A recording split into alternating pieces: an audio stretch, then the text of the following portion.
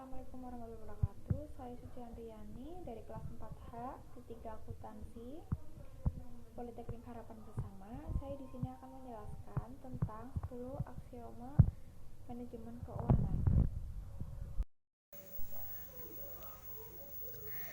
Apa sih aksioma itu? Aksioma dalam manajemen keuangan, aksioma memberikan pengertian bahwa pernyataan-pernyataan yang memiliki dasar kebenaran atau terbukti kebenarannya. Berikut 10 contoh aksioma manajemen keuangan.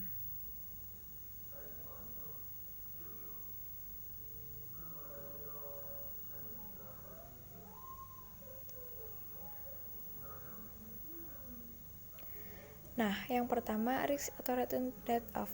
Risk return trade-off merupakan pernyataan yang menunjukkan adanya pertukaran antara risiko dan return sesuatu tuntutan konsekuensi dari sebuah sebab.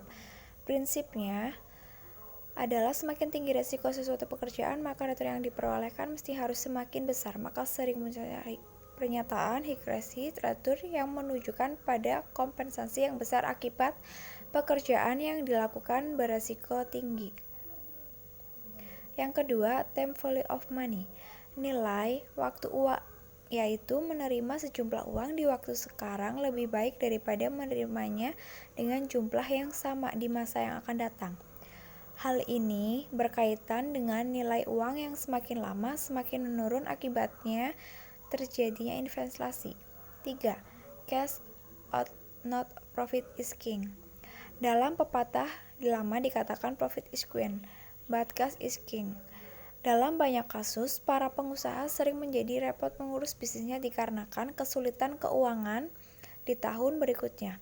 Padahal menurut catatannya laba diperoleh selalu meningkat, tetapi setelah diteliti ternyata keuntungan yang diperoleh perusahaannya hampir semua dalam bentuk piutang yang tingkat likuidasinya tertentu kalau dibandingkan dengan kas.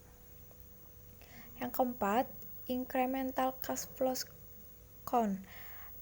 Incremental cash flow adalah arus kas yang berhubungan langsung dengan investasi, di mana pengambilan keputusan dilakukan berdasarkan pertimbangan adanya pertambahan kas jika suatu proyek dikerjakan, ataupun pertimbangan dampak yang terjadi terhadap kondisi keuangan saat proyek diterima dan pada saat proyek tidak diterima untuk dikerjakan.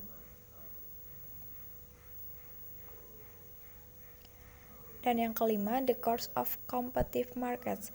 Persaingan yang semakin ketat akan membelah pasar menjadi bagian-bagian kecil karena semakin banyaknya produsen yang masuk untuk bersaing pada produk yang sama di pasar yang sama sehingga mengakibatkan lesunya usaha. Kondisi ini mengisyaratkan bahwa tidak selamanya laba dapat diperoleh dalam jumlah yang besar. Kecilnya penerimaan laba dan berdampak pada kecilnya tingkat pengembalian investasi. Untuk itu perlu dilakukan beberapa hal untuk menjaga agar usaha tetap mampu bersaing dan mempertahankan pasarannya. Di antaranya adalah diversifikasi produk, penguasaan bahan baku, penggunaan teknologi tepat guna untuk meminimalisir biaya.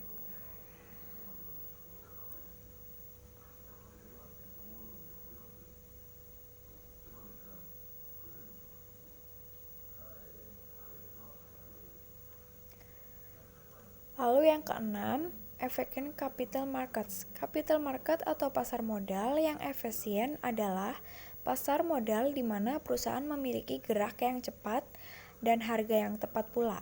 Aktiva finansial yang diperjualbelikan mencerminkan seluruh informasi yang ada dan dapat menyesuaikan diri secara cepat terhadap informasi baru.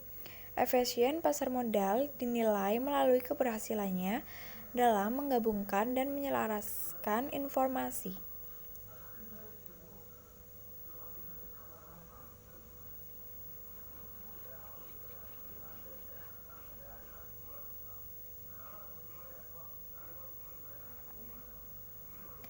Lalu yang ketujuh, the agen problem. Masalah keagenan terjadi antara para manajer dengan pemegang saham, di mana para manajer dipercaya untuk mengelola perusahaan dan memberikan keuntungan dari semua aktivitas bisnis perusahaan, agar para pemegang saham mendapatkan keuntungan dari keuntungan perusahaan tersebut. Masalahnya adalah manajer tidak akan bekerja untuk para pemegang saham jika tidak selaras dengan kepentingan mereka. Para manajer akan mengambil keputusan yang akan memberikan keuntungan bagi mereka, kecuali jika ada aturan main yang menjelaskan bagaimana struktur insentif dapat mengakomodasi kepentingan kedua belah pihak, manajer dan pemegang saham.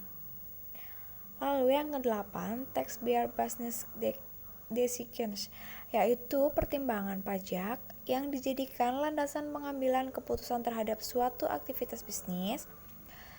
Untuk itu, yang perlu diperhatikan dalam manajemen keuangan adalah segala keputusan dan perhitungan haruslah setelah dipotong pajak. Artinya jangan hanya melihat harga dari suatu produk yang dapat diterapkan pada sebuah wilayah lebih menguntungkan, tetapi lupa bahwa harga tersebut belum dimasukkan komponen pajak.